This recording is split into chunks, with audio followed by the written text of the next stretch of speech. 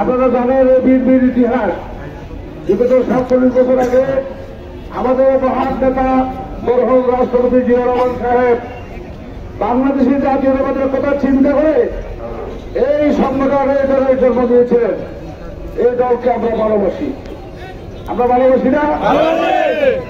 অনেকেই বলেছিল সে 1981 সালে যখন আমাদের নেতা জিয়া রহমান সাহেব যখন দুর্বৃত্তরা মৃত্যুবরণ করলেন, বিএনপির কোন চিহ্ন দেশে থাকতো না। অনেকের মুখে সে কথা বলা হয়েছিল। বিএনপি কি চলে গেছে? বিএনপি আগের সাথে কি বেশি শক্তিশালী হয় না? আমরা বিগত 16 বছরের ফেসিবাদের নির্যাতনে আমরা অতিষ্ঠ। আমাদের মধ্যে আমরা ছিলাম না। তারপরেও কিন্তু বিএনপির দল ছেড়ে আমরা কেউ পালাইয়া যায় নাই। সর্বোচ্চ আমরা কারাগার পর্যন্ত গিয়েছিলাম। আমরা কারাগারে গিয়েছিলাম একাধিকবার, অনেকবার কারাগারে গিয়েছি। আমরা জেল কেটেছি, মামলা খেয়েছি, আমরা জুলুম নির্যাতনের শিকার হয়েছি। তারপরেও কি আমরা আব্দুল মোদীর সাথে হাত দিয়ে দিয়েছিলাম? এই আওয়ামী লীগের অফিসে বসে আওয়ামী লীগের আব্দুল মোদীর সাথে আমরা হাত মিলাই যায়। এই জন্য আমাদের বিরুদ্ধে ডজন মামলা হয়েছে। আমার ওই আব্দুল সাহেবের বিরুদ্ধে 55টার অধিক মামলা। ওর ছেলে হারিয়েছেন 7 বছর বয়সে, সে শিশু সন্তানকে হারিয়েছেন এই বিএনপি রাজনীতি করতে গিয়ে। আমরা পক্ষান্তরে কিনে গিয়ে এখানে আর কিছু নেতৃবৃন্দ এখানে আছে বিগত দিনে তারা টেকনাফকে ব্যবহার করে শুধু নিজের স্বার্থ হাসিল করেছে। তারা এই আওয়ামী লীগের সাথে আঘাত করে, আব্দুল মোদীর সাথে আঘাত করে যারা রাজনীতি করেছে তাদের বিরুদ্ধে করে মামলাও না। বিগত 16 বছরে আমাদের নেতার বিরুদ্ধে, যিনি বর্তমানে যারা বিএনপি সভাপতি, তার বিরুদ্ধে কোনো মামলা আছে? এটা কিসের লক্ষ্য?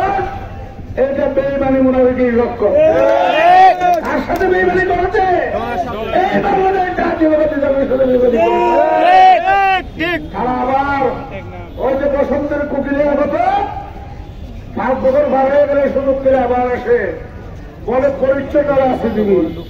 হ্যাঁ, আপনাকে আমরা পরিচ্ছন্ন রাজনীতিবিদ বলে এই কারণে, যেহেতু আপনার বিরুদ্ধে কোনো মামলা নাই। ঠিক কিনা? ওনার সাথে ওনার এই উপজেলা কমিটির, এই বিএনপির টেকনাফ উপজেলা কমিটির তথাকথিত সভাপতি সেক্রেটারির বিরুদ্ধে কোনো মামলা নাই। আছে? আজাদ সিদ্দিকীর বিরুদ্ধে কোনো মামলা আছে? শাহাদাতের বিরুদ্ধে কোনো মামলা আছে? সে আদর তো 2009 সালে আওয়ামী লীগ ক্ষমতায় আসার পরে পালিয়ে গিয়েছিল সৌদি আরব চুরি করে আওয়ামী লীগের বইয়ে।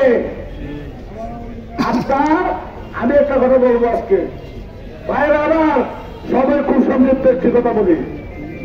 আমাদের সময় এসেছে কথা বলতে গেলে অনেক বড়। আমি বাড়িতে একটা কথা বলি, 47 বছরের বিএনপির জন্ম, আমার 47 বছরের সন্তান, সেখানে সন্তান উপযুক্ত হয়েছে।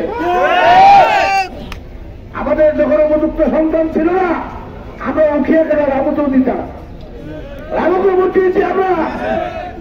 এবার আমাদের সন্তান উপযুক্ত হয়েছে, আমাদের তকদির আমাদেরকে বিচারে দেখতে হবে, আমাদের অধিকার আমাদেরকে আদায় করতে হবে।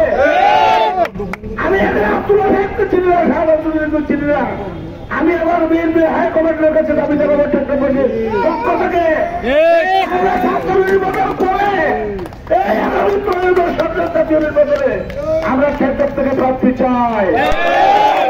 আমার নেতা তারেক রহমানের কাছে আমার দাবি, আমার নেতা সারাদিনের কাছে আমার দাবি, চট্টগ্রামের মানুষ জেগে উঠেছে, চট্টগ্রামের সন্তান উপযুক্ত হয়েছে।